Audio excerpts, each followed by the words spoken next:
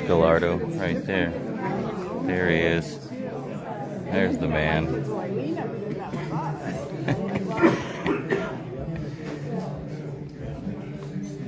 You kill any squirrels today? Not today? Good for the squirrels. Yeah. Light any cops? Doing great. Much better than you, brother. Oh, don't be disruptive? Oh, I'll totally listen to you. I'll totally listen to you. I'll totally listen to you, Gallardo. Yep, I'll totally listen to you. The man talking about respect. They can kick you out. Rich Gallardo thinks he can tell me what to do. That's hilarious. Hey, you're not carrying a weapon, are you? You don't have a gun on you? That's something that people don't answer in private. Okay. All right. Well, I know you don't have a CCW, so. Okay, Richard Gallardo. I'm going to read my candidate statement as part of my 3 minutes. What has the SCOE done with $24 million of COVID, ARPA, CARE Act, and ESSER dollars in the last 3 years? It has purchased unnecessary buildings and land and expanded programs and staff. SCOE currently has an enrollment of 169 students. However, employs over 380 full-time staff. SCOE blindly follows state laws and policies that limit or even prohibit parental involvement with their kids. We must stop the nonsense of allowing the kids to call themselves victims and instead teach them responsibility for their actions. The schools have been turned into mental health institutions and social experimentation centers instead of actually focusing on learning the basics of reading, writing, and math. SCOE was managing the substitute teacher who exposed himself to the kids in the classroom at Anderson Middle School late last year. As of last month, his teaching credential was still valid. The gender identity fiasco is allowing the kids that do not have the maturity to make decisions that may irreparably damage them physically and mentally for the rest of their lives. Time for sound and moral leadership at SCOE. Vote for someone that is not afraid to confront the failures of SCOE.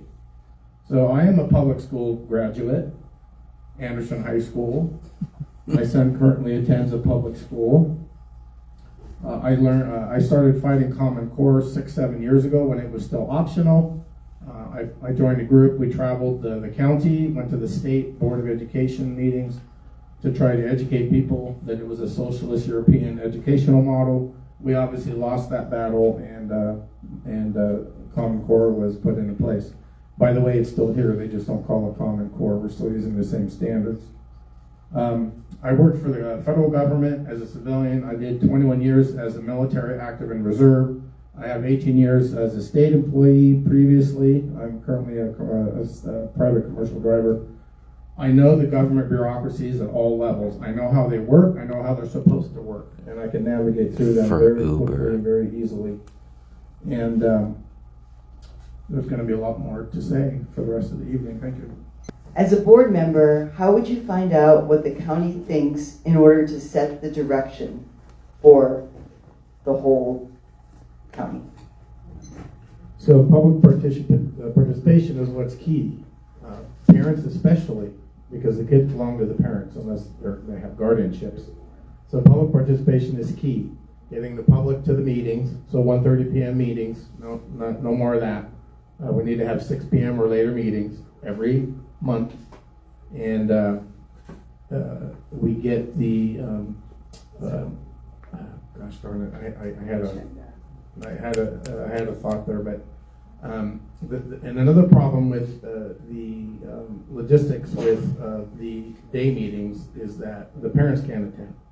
So that's the reason for the night meeting. But we have to get everybody involved. There has to be mass communications before the meetings and during the meetings.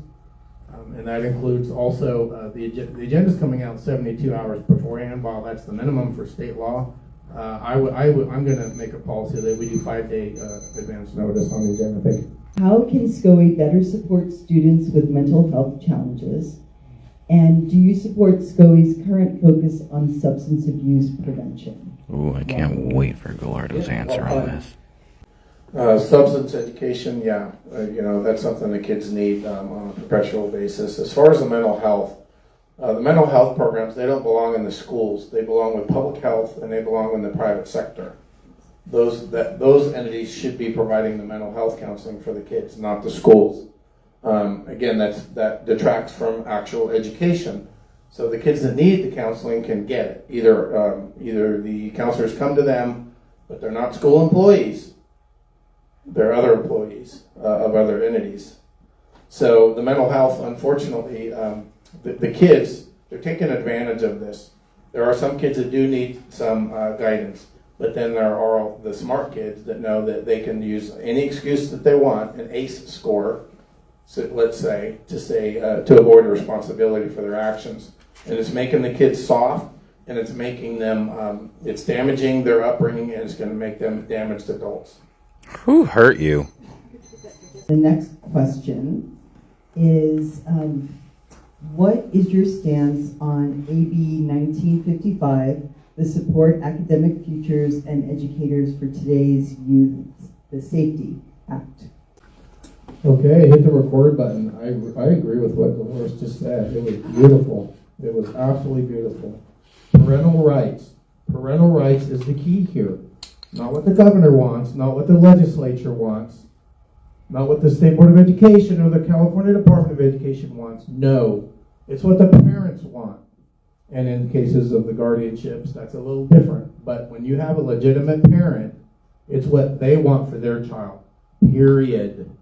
There should be 100% affirmative consent for all activities in school. 100%, including the curriculum, by the way. The parent should have to affirmatively sign a document that says that their child may do this or may do that, period. That's how it should be, parental control. The parents are legally responsible for the kids. Guess what? That means they get to make the choice for the kids, not a school employee. That's just not how it works in a constitutional republic. So I absolutely agree. Education Code 60002. School boards shall promote involving parents. It's in the code.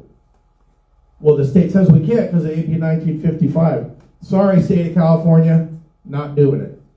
We're going to follow this very ethical and moral law that actually promotes the rights of the parents. And you know, kids in school at 12 years of age and up, they can get certain services in the schools with no parental notification. That is not acceptable. Everything happens with the kids needs to go through the parents and the guardians with affirmative consent. What are your thoughts about educating students in media literacy and helping them navigate misinformation or disinformation? The question again, please. Sure. What are your thoughts about educating students in media literacy and helping them navigate misinformation or disinformation? Okay, so media literacy training, number one, that belongs to the parents and the guardians first. If the school was to issue such training, that should be an after-school optional curriculum. And what concerns me is this George Orwell 1984, misinformation, disinformation. When the kids are indoctrinated that it's okay to censor people because they believe there's somebody saying something incorrectly or flat out wrong, that is censorship. That is stifling true debate of all aspects of an issue. So this is this damages the kids. It sets them up for failure now and as adults.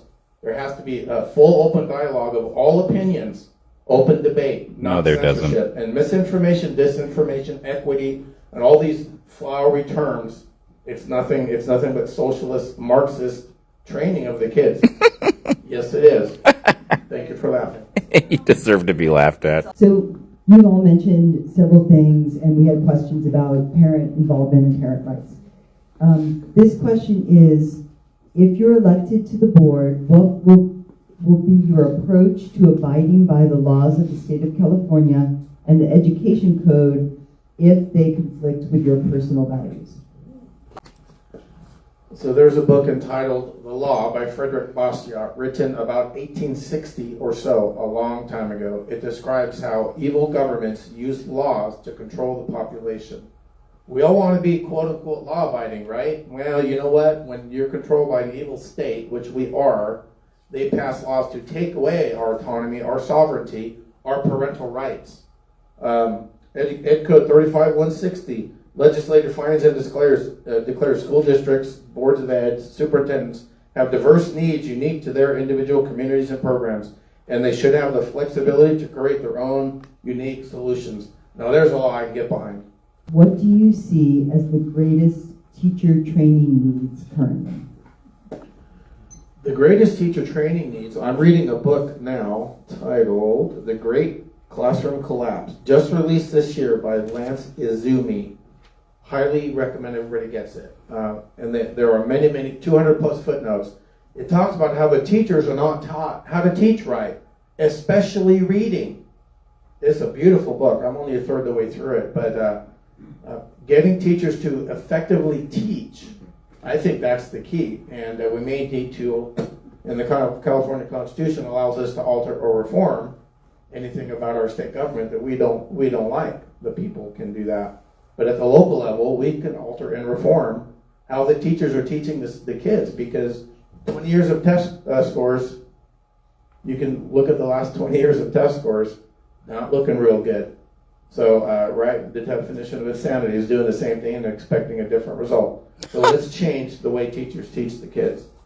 Do you think prayer or religion has any place in public state finance schools? Why or why not? Yes. It's called freedom of religion, not freedom from religion. And everybody up here has said some very correct things. This really isn't even an issue at the point. The Supreme Court has opined on this on many cases. The status quo is legitimate, it's legal, it's lawful, and it's moral and ethical. So the question's a little misguided, I think, to begin with.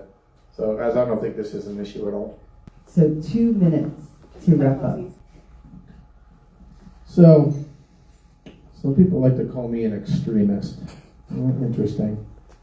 These are the same people that won't debate me, though. Oh, I would. I'm a staunch conservative, and I'm also a staunch constitutionalist. Original state and federal constitutions are beautiful documents. They've been just watered, especially the state, has been watered down so much that it's almost meaningless. We have to get back and seize our local control and sovereignty via the state constitution. It's a beautiful document. I ran for this office 2 years ago. There were 2 seats, 5 candidates. I got 3rd place, so I did not get seated. But here's the key. I got 600 more votes than Rhonda Hull, a seated 17-year SCOE board member. So the voters know who I am. They know my morals and ethics and principles and where they're based from. And even 2 years ago, the voters were ready for some change and reform.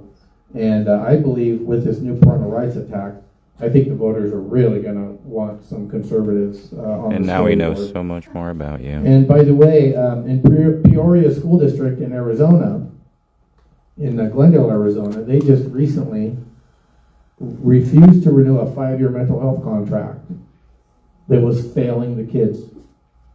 They said, nope, not going to continue to do the same thing. So I believe this is spreading around the country. Again, the parents, they know it's happening now. The parental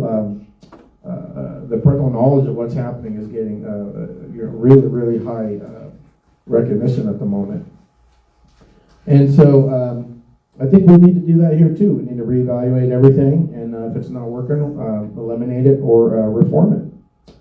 And I also want to get these programs back down to the LEA level, to the local school level. They can form their own joint powers authorities and run these programs without SCOE at all, by the way. And let's just teach the kids how to be Americans. Thank you.